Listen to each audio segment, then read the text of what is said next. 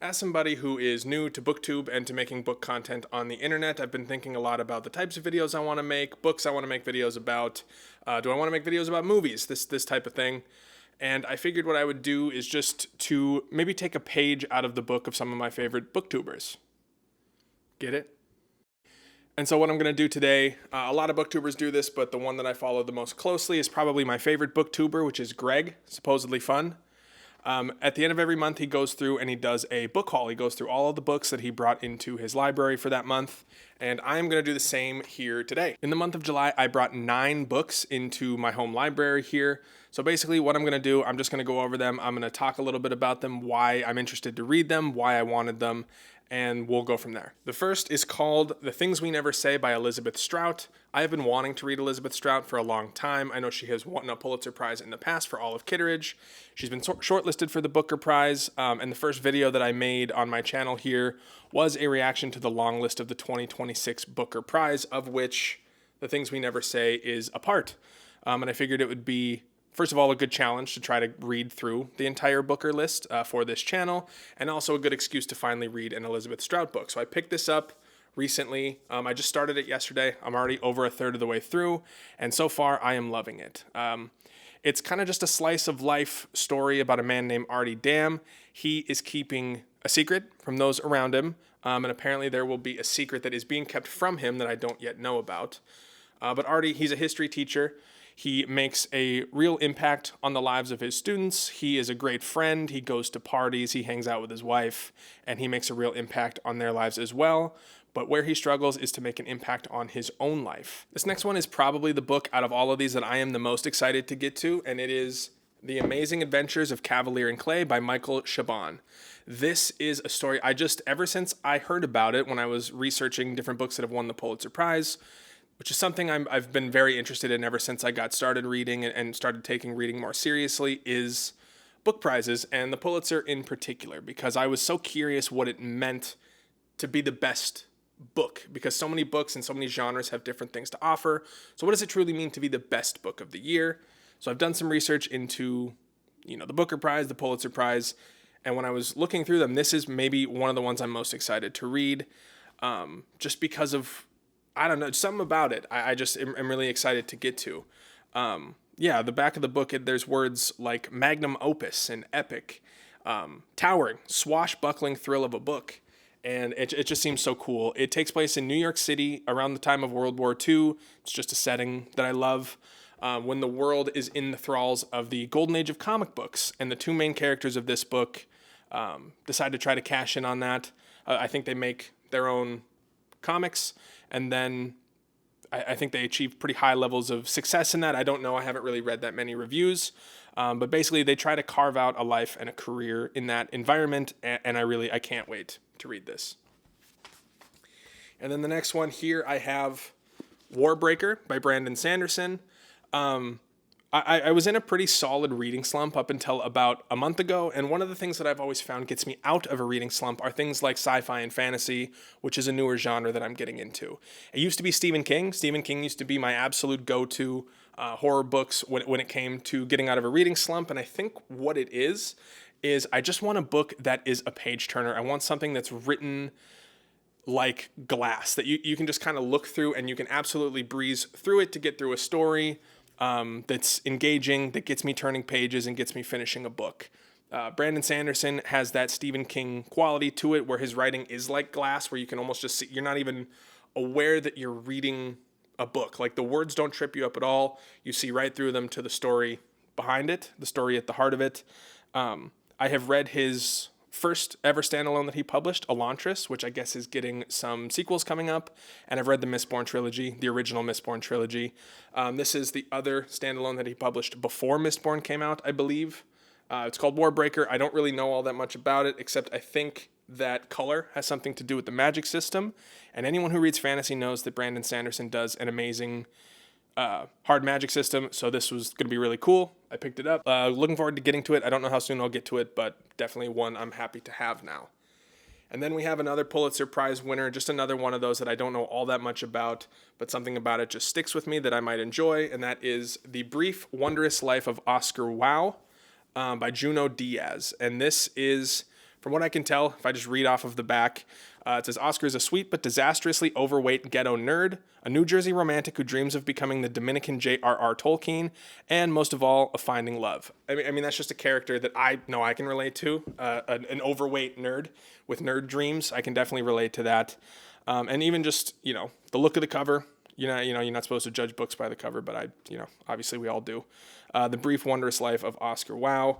I hope that it's not devastating like it sounds like it might be if his life is brief, but this is just something that I'm excited to get to. Can't wait to read.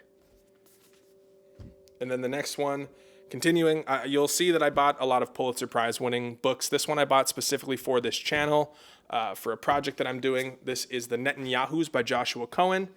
I want to read, I've already read most of the Pulitzer Prize winners of the 2020s so far. There's only 2 books that I hadn't. It's this one and one that's coming up later.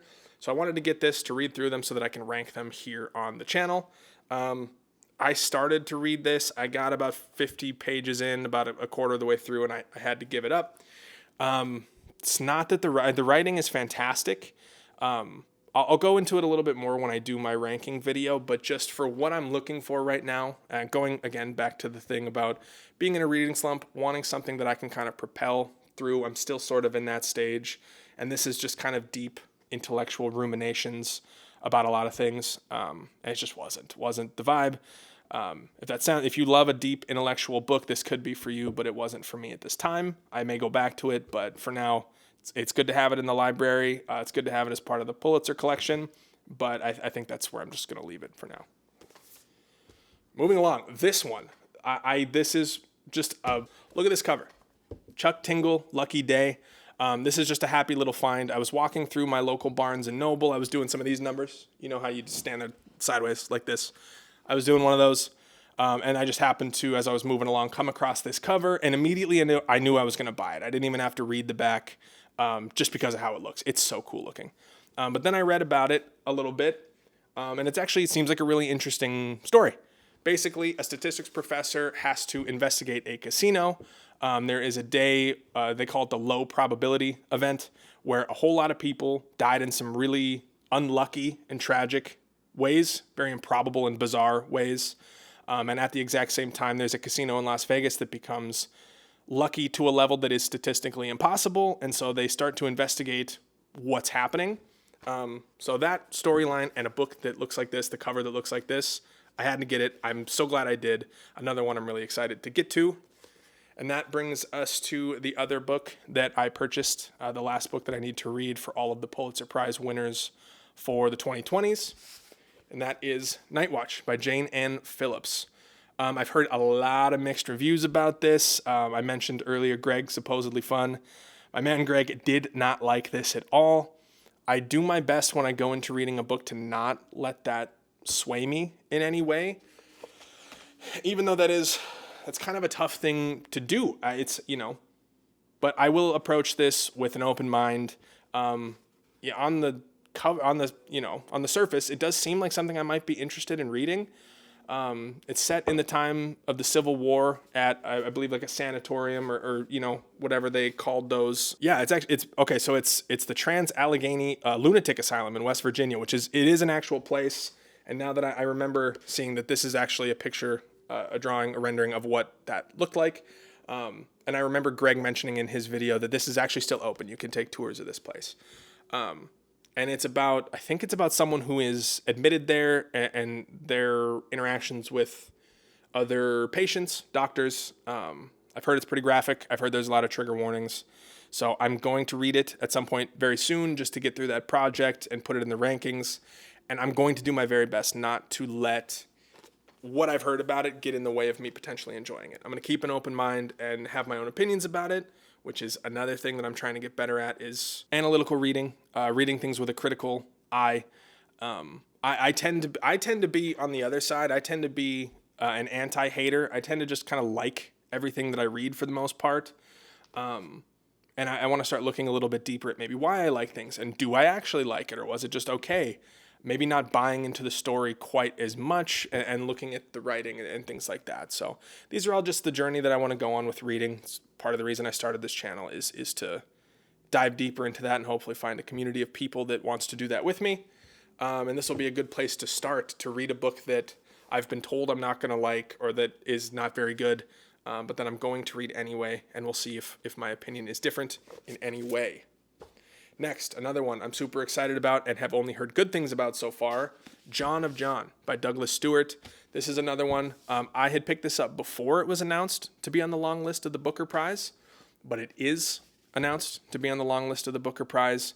So this is another one I'll have to read within the next month or two. This will probably be the one after the Elizabeth Strout book that I get to for that project. And basically, let's see if I remember what this is about. Okay, for this one, I'm just going to read you the blurb. It says, out of money with little to show for his art school education, John Callum MacLeod takes the ferry back home to the Isle of Harris in the Outer Hebrides. Hebrides must be islands in the UK or Ireland or something. To find that little has changed except for him. He returns to the windswept croft and the two pillars of his childhood. His father John, a sheep farmer, tweed weaver, and lay preacher in the local Presbyterian church, and his maternal grandmother Ella, a profanity-loving Glasgowian whose steady warmth helped Cal weather the sudden departure of his mother.